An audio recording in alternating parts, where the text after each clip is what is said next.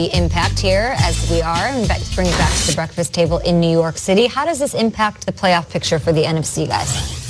Go ahead, Peter. Do what you're born to do. I mentioned it. Okay. Saints fans have been really tough on me this year because I keep on saying something. I keep on saying it is so important for the Saints to keep home field because they don't win games on the road in the playoffs, but they do at home. And they always say, well, we're undefeated at home this season. It's a different team. And we beat the Eagles in the playoffs. Guys, the numbers bear out. Yeah. The Saints with Drew Brees and Sean Payton are 5-0 in the Superdome in the playoffs. Their road numbers, let's see the tape. Let's go back to 2006, the NFC Championship against the Bears. They came in, they were in this game, they were trailing 16-4, then they had a safety. They lose, okay? Let's go to Seattle, 2010. You know this one as the Beastquake mode. Things happen, it's weird. This was a Seattle team that had a losing record going into this game and the Saints team that had 11 wins. But on the road, weird things happen for the Saints in the playoffs. Hey, Alex Smith couldn't win a big game. Alex Smith isn't a great quarterback. Alex Smith can't get it done. Alex Smith at home because the Saints were on the road in a divisional round game, found Vernon Davis, 9 seconds left. Saints lose another. Guys, we're not done. 2013 NFC divisional round. Yeah. Drew Brees and Sean Payton go on the road. There's trash talk before the game. They're all getting into it. And then sure enough, it wasn't enough from the Saints and the Seahawks won. And then need I take you to last January in Minneapolis. Indoors, Peter. Case Keenum. This isn't even the outdoor elements. Just weird things happen. And Breeze plays great in the road in playoffs. It's never Breeze's fault necessarily. You can't get hurt if you don't leave your house. I'm just saying, when they are home in the playoffs, the Saints do not lose. And I will go on record, if they are the 1 seed in the NFC, they will be playing in the Super Bowl. They will not lose at home. But now, they don't have home field advantage. As of right now, they have to go on the road. Yeah. That's the biggest thing that happened last night. Cowboys, congratulations. But if I'm a Saints fan right now, you can look at this season all you want and say we're great on the road and all this stuff. You got to go on the road in the playoffs, and you got to win one of those games. I have two thoughts here. With the Saints side of things, I don't know. Are they going to get the number 1 seed back? If you look at the schedule, the Rams have a nice schedule. You've got the Saints have to go play the Panthers twice. Of course, they beat them 3 times last year. They have to play the Steelers. And it's pretty much the Bears need to beat the Rams for them to get that 1 seed back. So that's what we're looking at from that side. But then you look at somebody like Reggie Bush, friend of the show, Good Morning Football Weekend, who sends out a brilliant tweet sort of raising the Saints up yesterday after this loss, reminding them 2009 we were 13-0 and lost to the Cowboys. A couple of weeks later, we were Super Bowl champs. So this NFC is so mucked up right now.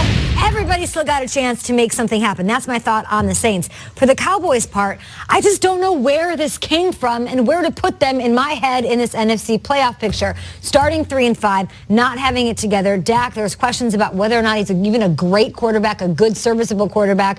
And then they strung together all of these wins. And now they're on a 4-game win streak. So I did what you guys taught me. I said, is it Zeke Elliott? Is it the O-line? Is it Van Der Esch and his dominance? Is it whatever?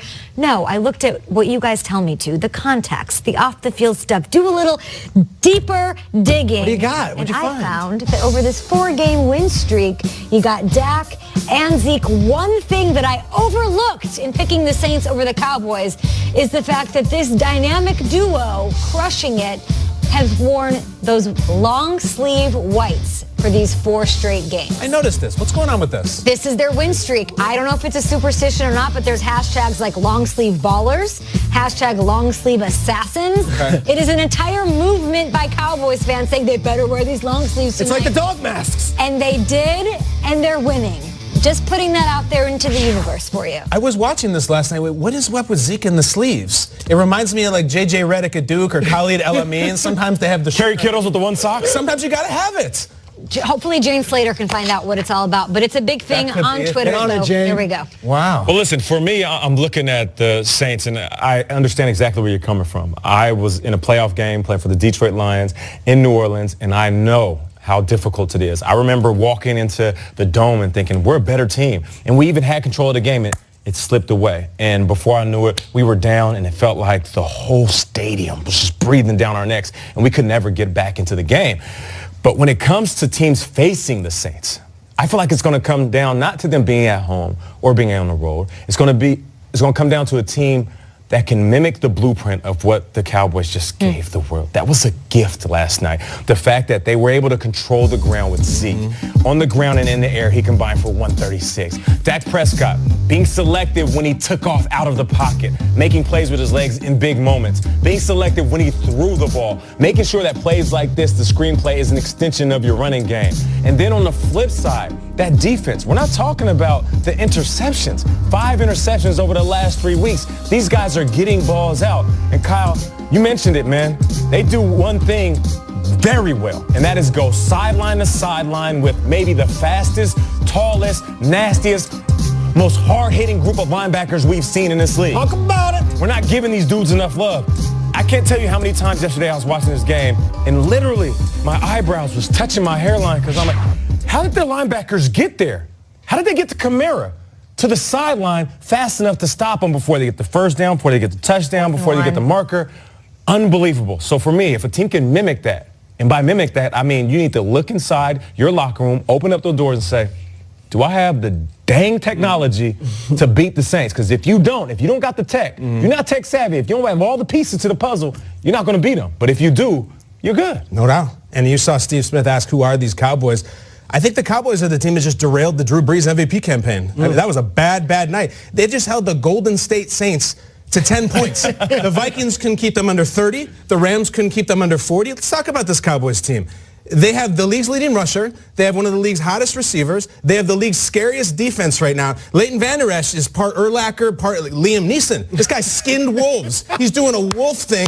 Dak Prescott's incredible in primetime. The only playoff game he's ever played, he went toe-to-toe with Aaron Rodgers. I like the Cowboys a lot. I do want to say the Saints bleed. We know they bleed now, and if you bleed, you can kill it. I think the Saints are way, way still involved in this thing, all right? They got 7 sacks in the game. Their pass rush is incredible. Yeah. They had no major injuries. Right. I think Peyton's going to scheme his brain off. I think Breeze picks him up. I don't think he's going to win the MVP anymore. That was the Heisman unmoment, but I still think they could win the MVP. They're still one of the best teams. Away. I put you on the spot? Yeah. Do you put the Cowboys in that same conversation now as the Rams and the Saints and the Bears? Have to. It's just the best team in football, and not just beat them, beat the crap out of them. I mean, they had nothing. There was no point in that game after the first few minutes that I didn't think the Cowboys were going to win. I mean, not after the Gregory. There was no vibe about it. Every vibe in it was just flat for the Saints and juice for the Cowboys. It was their night from start to finish. They can beat anybody. Did they give the ball to the Cowboys at first? Didn't Yeah, they win they the deferred. So what did you think about that? Well, they wanted to go out there, stop, impose their will on Dallas at home, and it worked against them because Dallas went down there and kicked the field goal. I will say this, though. After 6 Breeze, minutes. that offense, they've been dancing all season because they've been killing. They've been eating teams alive. And after the game, Drew Brees said, we couldn't catch a rhythm. The record stopped. But to all the Saints fans, the silver lining is you guys are still one of the best teams in the business. Like, you rather take your lumps now, fix it, correct it, and then make your run. This might be a good thing for the Saints. At Bucks, at Panthers, Steelers, Panthers. For the Not easy. Up ahead. Coming up next on Good Morning Football, John Gruden tells us something about quarterbacks.